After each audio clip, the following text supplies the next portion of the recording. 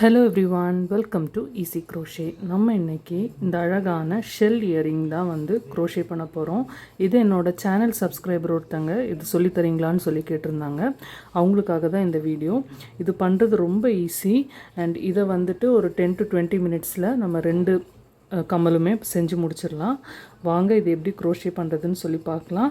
So வீடியோவை வந்து skip பண்ணாமல் பாருங்கள். இந்த வீடியோ பிடிச்சிருந்ததுன்னா லைக் அண்ட் ஷேர் பண்ணுங்கள் அண்ட் என்னோடய சேனலை சப்ஸ்கிரைப் பண்ணுங்கள். இந்த மாதிரி யூனிக்கான க்ரோஷே க்ரியேஷன்ஸ் எல்லாம் என்னோடய சேனலில் நான் அடிக்கடி போஸ்ட் பண்ணிகிட்ருக்கேன். சேனலை சப்போர்ட் பண்ணுங்கள். வாங்க ஸ்டார்ட் பண்ணிடலாம். இப்போ நம்ம ஸ்டார்ட் பண்ணிடலாம். இந்த மாதிரி இயரிங் பண்ணுறதுக்கு நம்ம வந்து கம்மியான திக்னஸ் இருக்க யான் எடுக்கிறது பெட்டர். இப்போ நான் காமிச்ச இந்த மெரூன் இயரிங் பார்த்திங்கன்னா 2 ply யானில் பண்ணது. அந்த யானோட திக்னஸ் வந்து இவ்வளோ தான் இருக்கும், ரொம்ப தின்னாக இருக்கும். இந்த மாதிரி ஜுவல்லரிஸ் எல்லாம் வந்து யூஸ்வலாக திக்னஸ் கம்மியான யானில் தான் பண்ணுவாங்க. பட் நான் வந்து வீடியோக்காக இந்த 6 ply யான் எடுத்திருக்கேன். ஏன்னா தின்னான யானில் காமிச்சா கிளாரிட்டியாக தெரியாதுங்கிறதுக்காக இந்த திக்கான யான் எடுத்திருக்கேன். இந்த யான்லேயுமே நம்ம வந்து பண்ணலாம், ஆனால் கொஞ்சம் பெருசாக இருக்கும் இயரிங், அந்த மாதிரி வரும். ஓகேவா? ஸோ நான் வந்து எப்படி பண்ணுறதுன்னு சொல்லி உங்களுக்கு காட்டுறேன். இப்போ இந்த யான் வந்து கங்கா பிராண்டோட ஒலிவியா யான். இதோட ரெக்கமெண்டட் ஹூக் சைஸ் பார்த்திங்கன்னா 4.5 mm. ஆனால் நான் யூஸ் பண்ண போகிறது 2.5 mm நீடில். ஓகேவா? ஏன்னா அந்த இயரிங்க்கு வந்து கொஞ்சம் ஸ்டிஃபாக இருக்கணும். கொஞ்சம் ஓரளவுக்கு ஸ்டிச்சஸ் டைட்டாக விழுந்தால் தான் ஸ்டிஃபாக இருக்கும். அதுக்காக தான் இந்த கம்மியான நீடில் சைஸ் வந்து நான் எடுத்திருக்கேன். இப்போ நீங்கள் வச்சுருக்கிறது 2 plyயாக இருந்ததுன்னா நீங்கள் வந்து ஒரு 0.90 mm நீடிலோ இல்லை 1 mm நீடிலோ எடுத்துக்கோங்க. இல்லை 3 plyயாக இருந்தால் 1 to 1.25 mm வரைக்கும் எடுத்துக்கோங்க. 4 plyயாக இருந்ததுன்னா 1.50 to 1.75 mmல நீடில் எடுத்துக்கோங்க. இப்போ இது 6 plyங்கிறதுனால இதுதான் அதுக்கிட்ட நான் மினிமமாக யூஸ் பண்ண போகிற நீடில். ஏன்னா இது இன்னும் கீழே வந்து 2 mm 1 mm யூஸ் பண்ணேன்னா நூல் வந்து நம்மளால் கரெக்டாக போட முடியாது, இப்படி ஸ்ப்ளிட் ஆகி வந்துடும். அதுக்கப்புறம் இந்த இயரிங்கில் வைக்கிறதுக்கு 2 பேர்ல், இது ஆப்ஷனல் தான், நீங்கள் எப்படி வேணும்னாலும் கஸ்டமைஸ் பண்ணிக்கலாம். அப்போ இந்த இயரிங்கில் நம்ம வைக்க போகிற இந்த ரிங்கும் இந்த ஹூக்கும் இது வச்சு தான் நம்ம இது பண்ண போகிறோம். இது ஒன்று வேணும். இது நமக்கு ஈஸியாக வந்து கடையில் வந்து கிடைக்கிற பொருள் தான். அதுக்கப்புறமா ஒரு சிசர்ஸ் வேணும், ஒரு ஸ்டிச் மார்க்கர் வேணும். அண்டு நம்ம ஸ்டார்ட் பண்ணிடலாம். இப்போ இந்த இயரிங் ஸ்டார்ட் பண்ணுறதுக்கு முன்னாடி இது வந்துட்டு ஒரு 2 ரோஸ் தான். 2 ரோஸ் பண்ணோன்னா இந்த இயரிங் வந்து கம்ப்ளீட் ஆகிடும். ஃபஸ்ட் ரோ ரொம்ப ஈஸி. செகண்ட் ரோ பார்த்திங்கன்னா கொஞ்சம் வந்து கேர்ஃபுல்லாக கவனிக்கணும், கொஞ்சம் கஷ்டமாக இருக்கும். ஏன்னா இது மினியேச்சர் க்ரோஷேனால் அந்த ஸ்டிச்சஸ்குள்ளே இன்சர்ட் பண்ணி நமக்கு பண்ணுறது கொஞ்சம் கஷ்டமாக இருக்கும். பட் அவுட்புட் வந்து நமக்கு வரும்போது ரொம்ப அழகாக வந்து நமக்கு வரும். ஓகேவா? ஸோ பொறுமையாக வந்து இது பண்ணால் ரொம்ப சூப்பராக வந்து டர்ன் அவுட் ஆகும். வாங்க ஸ்டார்ட் பண்ணிடலாம். ஸ்லிப் நாட் போட்டுக்கலாம். ஓகேவா? ஸ்லிப் நாட் போட்டுக்கோங்க. ஸ்லிப் நாட் போட்டு 3 செயின்ஸ் வந்து நம்ம பண்ண போகிறோம். ஓகேவா? பாருங்கள், 1 2 and 3. ஸோ 3 செயின்ஸ் தான் நான் வந்து செஞ்சுருக்கேன். இப்போ என்ன பண்ண போகிறோன்னா இந்த ஃபஸ்ட்டு செயின் கூட நம்ம வந்து இன்சர்ட் பண்ணி ஒரு ஸ்லிப் ஸ்டிச் போட போகிறோம். இது என்னோடய ஃபஸ்ட்டு செயின்.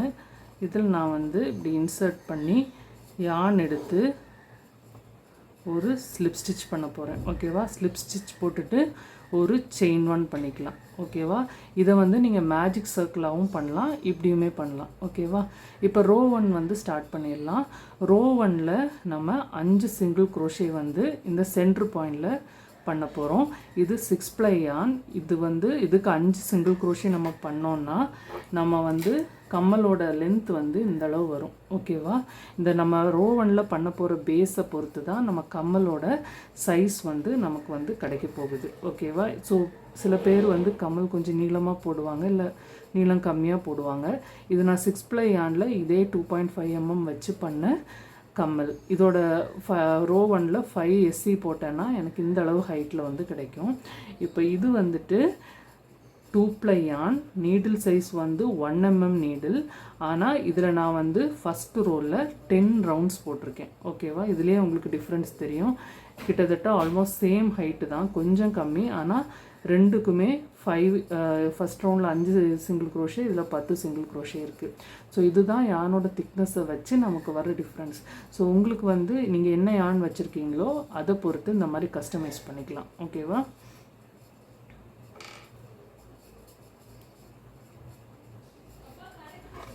அண்ட் இப்போ நம்ம ரோ 1 ஸ்டார்ட் பண்ண போகிறோம்.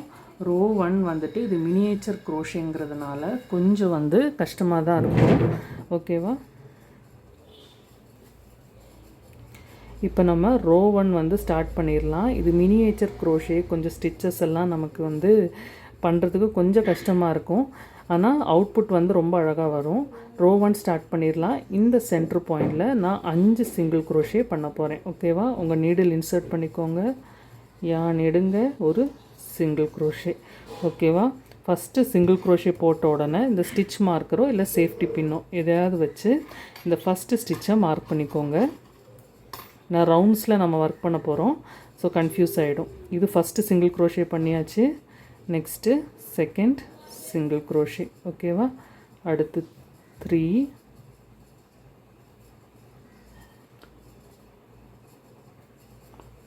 4 and 5. இப்போ 5 சிங்கிள் க்ரோஷே நான் பண்ணியிருக்கேன். இந்த ரோ 1ல் நம்ம போடுற சிங்கிள் க்ரோஷேயோட கணக்கை பொறுத்து தான் நமக்கு இந்த கம்மலோட ஹைட் கிடைக்கும். இப்போ இது பார்த்திங்கன்னா 5 ப்ளை யானு, ஆனால் இதில் நான் போட்டிருக்குது 7 சிங்கிள் க்ரோஷே ரோ 1ல் போட்டிருப்பேன். இதோட ஹைட் பாருங்கள். இதில் வந்துட்டு இதுவும் அதே யான் தான், ஆனால் நான் வந்து 6 போட்டிருப்பேன். அப்போ ஹைட் டிஃப்ரென்ஸ் இருக்கும். ஸோ உங்கள்கிட்ட இருக்க யானை வச்சு இந்த ஹைட் டிஃப்ரென்ஸை வந்து கரெக்டாக கால்குலேட் பண்ணிக்கோங்க. இது மாதிரி 2 ப்ளை யான் வந்து தின்னான யானு பாருங்கள். தின்னான யான்னா நீங்கள் ஃபஸ்ட் ரவுண்டில் வந்துட்டு ஃபஸ்ட் ரோவில் 10 சிங்கிள் க்ரோஷே பண்ணணும். இல்லை இந்த மாதிரி 4 ப்ளை யான் வச்சுருக்கீங்க அப்படின்னா, 6 ப்ளை யான் வச்சுருக்கீங்கன்னா 5 சிங்கிள் க்ரோஷே பண்ணால் போதும். ஓகேவா? இப்போ நம்ம 5 சிங்கிள் க்ரோஷே போட்டுட்டோம். இந்த ஸ்டிச் மார்க்கரை ரிமூவ் பண்ணிவிட்டு, ஓகேவா, இந்த ஃபஸ்ட்டு எஸ்சி கூட நம்ம இன்சர்ட் பண்ணி ஒரு ஸ்லிப் ஸ்டிச் போட போகிறோம். ஓகேவா? ஒரு ஸ்லிப் ஸ்டிச் போட்டுக்கிட்டு ஒரு செயின் 1 பண்ணிக்கலாம். ஸோ ரோ 1 வந்து நமக்கு கம்ப்ளீட் ஆகிடுச்சு. ஓகேவா? ரோ 1 ரொம்பவே சிம்பிள் தான். ஒரு 5 சிங்கிள் க்ரோஷே பண்ணியிருக்கோம். இப்போ ரோ 2ல் தான் நம்மளோட அந்த ஷெல் ஷேப்பை வந்து கொண்டு வர போகிறோம். ஓகேவா? இந்த ஷேப்பை இப்படி அழகாக ரோ 2ல் தான் கொண்டு வர போகிறோம். இப்போ நம்ம ரோ 2 ஸ்டார்ட் பண்ணிடலாம். ரோ 2 பண்ணுறதுக்கு நம்ம என்ன பண்ணோன்னா, இப்போ ரோ 1 ஸ்லிப் ஸ்டிச் போட்டு செயின் 1ஓட முடிச்சிருக்கோம். இப்போ ரோ 2 ஸ்டார்ட் பண்ணலாம். நம்ம ஒர்க்கை இப்படி லைட்டாக திருப்பிக்கோங்க. இப்படி லைட்டாக திருப்பினீங்கன்னா இங்கே உங்களுக்கு ஒரு பேக் பம்ப் தெரியும். ஓகேங்களா? நம்ம ரெகுலரான க்ரோஷேவாக இல்லாமல் இங்கே பார்த்தீங்களா இந்த ஸ்டிச் இருக்கிறது, இந்த இடம்தான் பேக் பம்ப். இப்போ நம்ம வந்து இதில் தான் வந்து க்ரோஷே பண்ண போகிறோம். ஓகேவா? இப்போ நம்ம லூப்பில் வந்து ஒரு செயின் இருக்குது. இந்த இப்படி திருப்பிக்கோங்க உங்கள் ஒர்க்கை. இந்த பேக் பம்பில் இன்சர்ட் பண்ணி யான் எடுங்க. அதுக்கப்புறம் உங்கள் ஒர்க்கிங் ஸ்டிச் இந்த ஃபஸ்ட்டு ஸ்டிச்லேயே இன்சர்ட் பண்ணி யான் எடுங்க. இப்போ நம்ம ஃபஸ்ட் ரவுண்டில் 5 சிங்கிள் க்ரோஷே இருக்குது. நீங்கள் ஃபஸ்ட்டு சிங்கிள் க்ரோஷேயில் ஒர்க் பண்ணும் போது உங்கள் ஹூக்கில் 3 லூப் இருக்க மாதிரி பார்த்துக்கோங்க. செகண்ட் க்ரோஷேயில் ஒர்க் பண்ணும்போது +1, 3 + 1 4 லூப் வந்து இருக்கணும். தேர்டில் ஒர்க் பண்ணும்போது 5, ஃபோர்த்தில் 6, ஃபிஃப்த்தில் வந்து 7 அப்படி ஒர்க் பண்ணால் தான் கரெக்டாக வரும். ஓகேவா? இப்போ 3 லூப் வந்து நம்ம எடுத்திருக்கோம். ஃபஸ்ட்டு லூப் ஆல்ரெடி ஹூக்கில் இருந்தது. செகண்ட் லூப்பை இந்த பேக் பம்பில் இன்சர்ட் பண்ணி எடுத்தோம். அண்ட் தேர்ட் லூப்பை வந்து இந்த ஒர்க்கிங் ஸ்டிச் ஃபஸ்ட்டு ஸ்டிச்லேயே இன்சர்ட் பண்ணி எடுத்திருக்கோம். இப்போ 3 லூப் இருக்குது.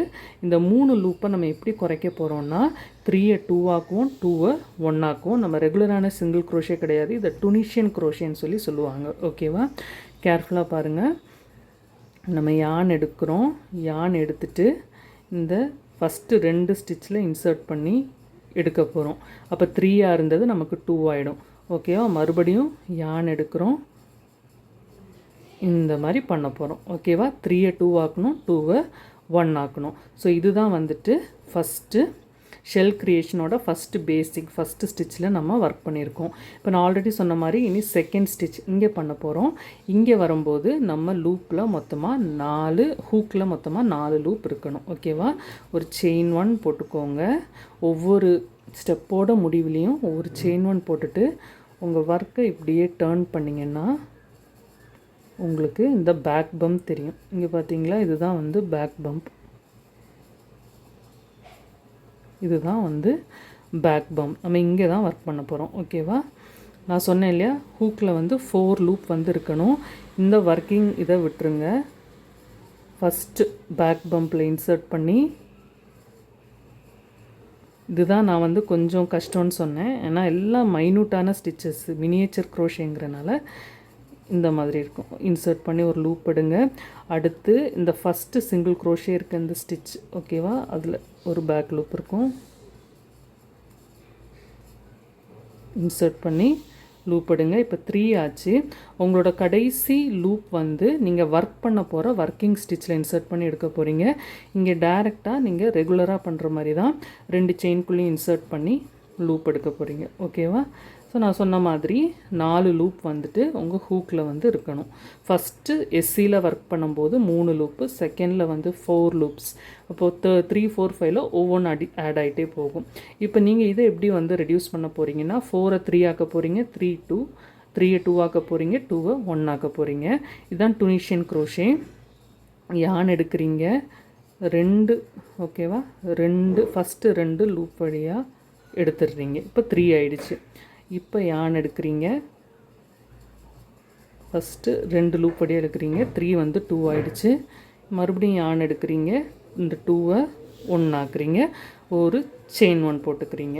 இப்போ நம்ம செகண்ட் எஸ்சியில் ஒர்க் பண்ணிட்டோம். இப்போ தேர்ட் எஸ்சியில் ஒர்க் பண்ணும்போது நான் சொன்ன மாதிரி நம்ம ஹூக்கில் 5 லூப்ஸ் வந்து இருக்கணும். திருப்பிக்கோங்க. இப்போ வந்து பேக் பம்ப் வந்து இன்னுமே விசிபிளாக இருக்குது பாருங்கள். இதெல்லாம் தான் பேக் பம்ப்ஸ். 3 பேக் பம்ப் இருக்குது. ஓகேவா? நம்ம இதில் தான் ஒர்க் பண்ண போகிறோம். ஃபஸ்ட்டு பேக் பம்பில் இன்சர்ட் பண்ணி ஒரு லூப் எடுங்க. நெக்ஸ்ட்டு பேக் பம்பில் இன்சர்ட் பண்ணி ஒரு லூப் எடுங்க. 3 ஆயிடுச்சு. அதுக்கப்புறம் 3வது பேக் பம்ப்பு. அதுக்கப்புறம் நம்ம ஒர்க் பண்ண போகிற 3வது சிங்கிள் க்ரோஷேயில் ரெகுலராக இன்சர்ட் பண்ணி செயினில் இன்சர்ட் பண்ணி லூப் எடுங்க.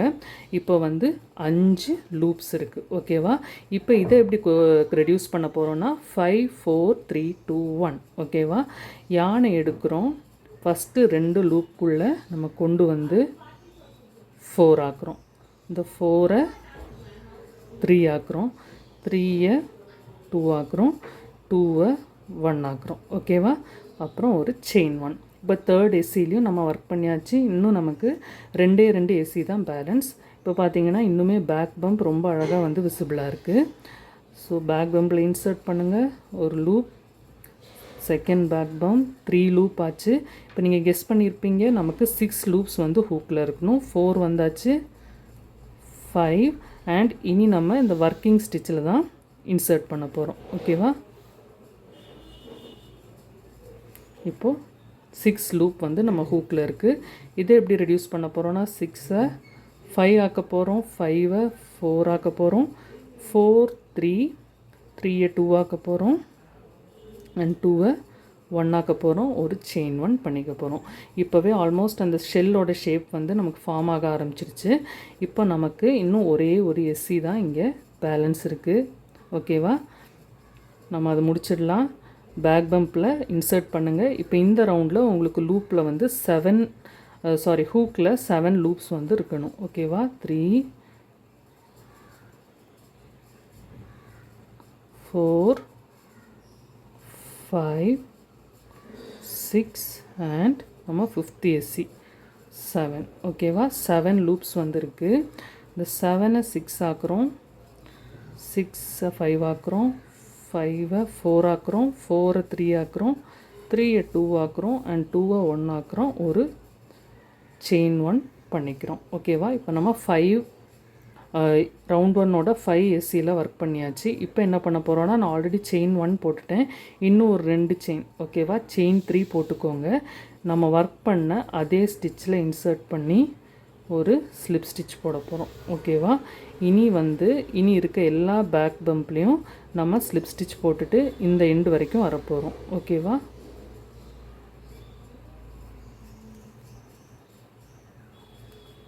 ஃபஸ்ட்டு பேக் பம்ப், செகண்டு,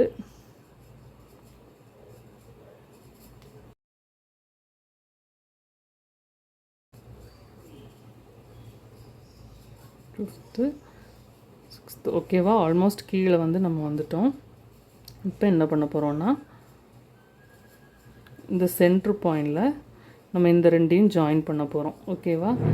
இங்கே ஒரு மிஸ்டேக் நான் பண்ணது என்னென்னா, இங்கே நான் ஸ்டிச் மார்க்கர் வச்சுருக்கணும் ஃபஸ்ட்டு. இது போட்டோன்னே நான் வைக்காமல் விட்டனால தான் இந்த கன்ஃபியூஷன். ஓகேவா? இங்கே இன்சர்ட் பண்ணி ஒரு ஸ்லிப் ஸ்டிச் போட்டு ஒரு செயின் 1 பண்ணிக்கோங்க. இப்போ என்ன பண்ண போகிறோன்னா, இந்த பார்டரில் ஒர்க் பண்ண போகிறோம். ஆல்ரெடி செயின் 1 போட்டோம். இன்னொரு செயின் போட்டுட்டு செயின் 2 வச்சுக்கோங்க. செயின் 2 பண்ணி ஒவ்வொரு சிங்கிள் குரோஷே, இங்கெல்லாம் சிங்கிள் குரோஷே தான் இருக்குது, ஒவ்வொரு சிங்கிள் குரோஷேலையும் இன்சர்ட் பண்ணி ஒரு ஸ்லிப் ஸ்டிச் போடுங்க. ஓகேவா? Chain 2 slip stitch, chain 2 slip stitch, chain 2 slip stitch, chain 2 slip stitch. அதுக்கப்புறமா இந்த எண்டில் வந்துட்டோம். இங்கே இன்சர்ட் பண்ணி ஒரு ஸ்லிப் ஸ்டிச் போட்டு நம்ம ஒர்க்கை முடிச்சுக்கலாம்.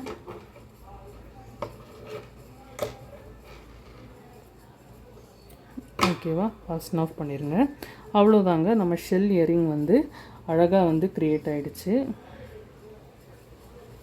ஓகேவா? இப்படி தான் அழகாக க்ரியேட் ஆகிடுச்சு. இதில் நீங்கள் இப்படி பேர்ல் வச்சுக்கிட்டிங்கன்னா, இதை பேர்ல் நீங்கள் ஊசி நூல் வச்சும் நீங்கள் ஸ்டிச் பண்ணிக்கலாம். இல்லைன்னா நம்ம க்ளூ இருக்கு இல்லையா, B7000 க்ளூ இல்லை க்ளூ கன் வச்சு கூட நீங்கள் ஸ்டிச் பண்ணிக்கலாம், ஒட்டிக்கலாம். ஓகேவா?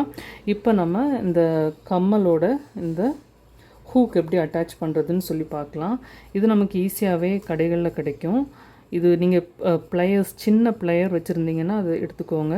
இல்லைனா இந்த ஓப்பனிங் ஆல்ரெடி இருக்கும், இதை லைட்டாக அப்படி பெண்ட் பண்ணி இப்படி எடுத்துக்கோங்க. நம்ம இங்கே தான் இன்சர்ட் பண்ண போகிறோம். இந்த யானெல்லாம் ஹைட் பண்ணிக்கலாம். ஓகேவா?